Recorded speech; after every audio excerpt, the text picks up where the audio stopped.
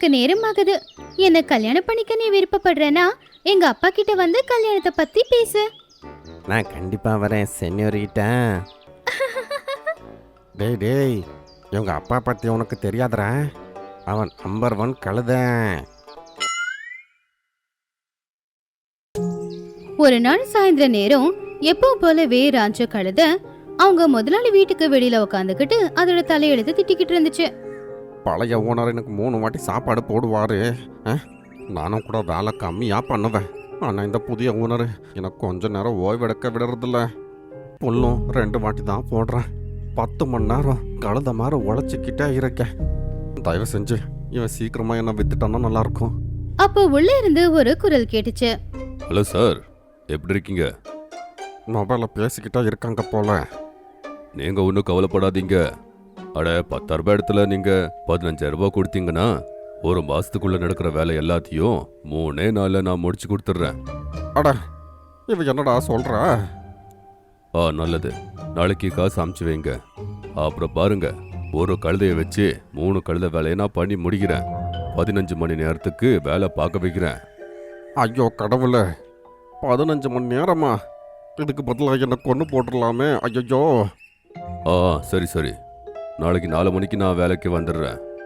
ராஞ்சோ, உன்னோட உயிரை நீ காப்பாத்திக்கணும்னா ஓடுறா அப்படின்னு சொல்லி ரஞ்சு காலை இழுத்துக்கிட்டே இருந்துச்சு. கடைசியில அதோட கயிறும் அவத்துக்குச்சு.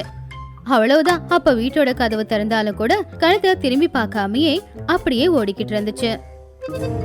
காலையில விடியும் போது அது ஒரு காட்டுல இருந்துச்சு. அப்ப கரடி தரையில படுத்துக்கிட்டு இருந்துச்சு. மத்த விலங்குகள் எல்லாருமே கரடிய சுத்தி நின்னு கரடிய பாத்துக்கிட்டு இருந்தாங்க.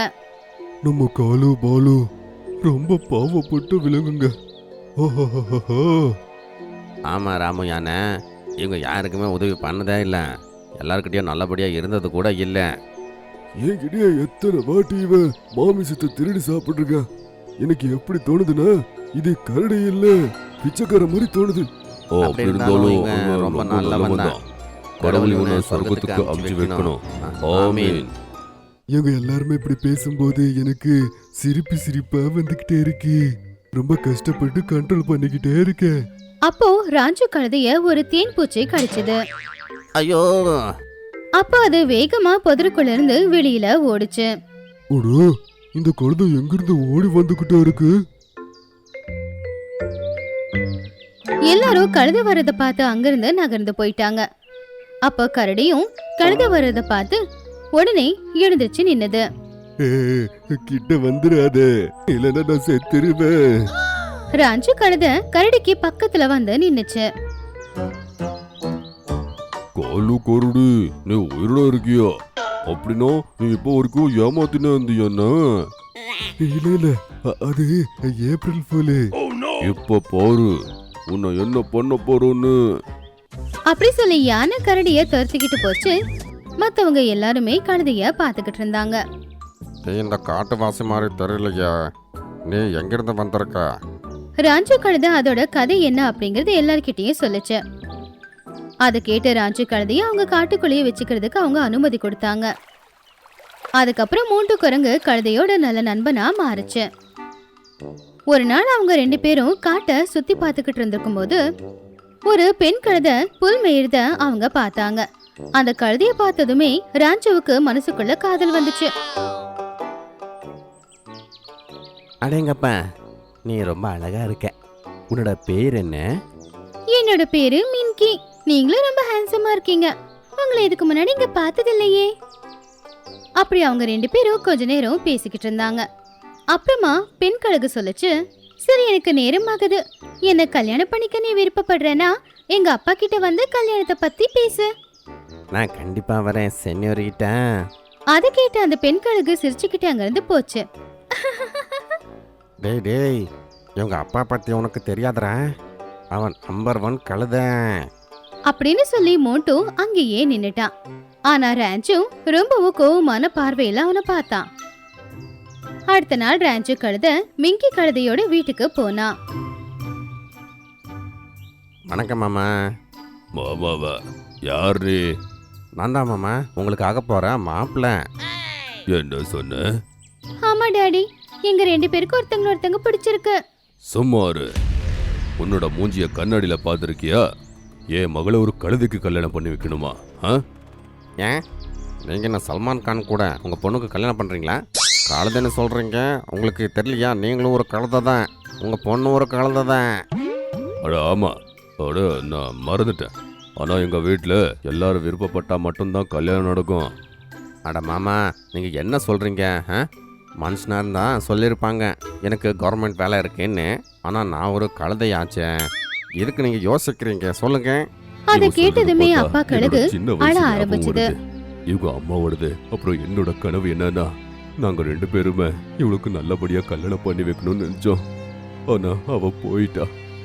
அப்போல இருந்து அந்த கனவு நாசமாயிருச்சு. அவங்க ஆன்மாவுக்கு சாந்தி கிடைக்க விடுங்க. அட அவ சாகல. கொஞ்ச நாளுக்கு முன்னாடி மண்டு வேட்டக்கார அவளை தூக்கிட்டு போயிட்டா. அவ எங்க இருக்கான்னு எனக்கு தெரியல. மண்டு வேட்டைக்காரனா? அதே வேட்டைக்காரன் தான். அவன் தான் என்னை பிடிச்சி வியாபாரிக்கு விற்றான். கண்டிப்பாக அத்தையும் கூட அந்த வியாபாரிக்கு தான் அவன் விற்றுருப்பான். அங்கிருந்து தான் நானும் ஓடி வந்திருக்கேன். அவ வர்றதுக்கு முன்னாடி மிங்கிக்கு கல்யாணம் பண்ணி வைக்க முடியாது. மாமா, நீங்கள் ஒன்றும் கவலைப்படாதீங்க. நான் கண்டிப்பாக என்னோட அத்தையை கண்டுபிடிச்சி கூட்டின்னு வரேன். அப்படி நீ போறனா மொத்த வீடியோவும் இங்கேயே முடிஞ்சு போக வேண்டியதுதான். ராஞ்சு கழுத மோட்டு குரங்க கூப்பிட்டுக்கிட்டு நேரா தன்னுடைய முதலாளியோட வீட்டுக்கு போச்சு. அப்புறம் அவங்க எட்டி பார்த்தாங்க. ராஞ்சு இருக்க வேண்டிய இடத்துல ஒரு பெண் கழுதை இருந்துச்சு. அத்தை, எப்படி இருக்கீங்க? அட, நீ யாரு? நான் தான் அத்தை, உங்கள் ஆக போகிற மாப்பிள்ளை. உங்களை காப்பாற்ற வந்திருக்கேன். அப்போ ராஞ்சு பார்த்துச்சு. கழுதையோட கழுத்துல ஒரு செயின் இருந்துச்சு. அதுக்கு பூட்டு போட்டு பூட்டி இருந்துச்சு. ஐயோ கடவுளை, நான் கயிறை அறுத்துட்டு ஓடி போனேன்ல, அதனால் இந்த வியாபாரி சங்கிலியை யூஸ் பண்ணிக்கிட்டே இருக்கானா? நாம் இப்போ என்ன பண்ணுறது? எனக்கு தெரியும் அந்த பூட்டோட சாவி எங்கே வச்சிருப்பான்னு. நான் என்ன சொல்கிறேனோ அதை அப்படியே பண்ணேன். வியாபாரி சந்தோஷமா படுத்து தூங்கிக்கிட்டு இருந்தான். அப்பதான் அவனுக்கு ஒரு சத்தம் கேட்டுச்சு. யாரு? அவன் பார்த்தா மோட்டு குரங்கு டேபிள்ல உட்காந்துக்கிட்டு வாழைப்பழம் சாப்பிட்டுக்கிட்டு இருந்துச்சு. ஐ குரங்கு, போங்கிறது. வியாபாரி ஒரு குச்சியை எடுத்தா. அப்போ மோட்டு குரங்கு அந்த அறையிலிருந்து இன்னொரு அறைக்குள்ளார போயிடுச்சு. இது சும்மா விடக்கூடாது. அப்படி சொல்லி வியாபாரி குரங்கு துரத்திக்கிட்டு அந்த அறைக்குள்ள போனான். அப்போ ராஞ்சு கழுத உடனே வியாபாரியோட அறைக்குள்ள போச்சு. அது படுக்கையில இருந்த தலகாணிய தள்ளுச்சு. அங்க ஒரு சாவி இருந்துச்சு. கிடைச்சிருச்சு. அப்படி சொல்லி ராஞ்சு அந்த சாவியை எடுத்துக்கிட்டு அறையை விட்டு வெளியில வந்துச்சு.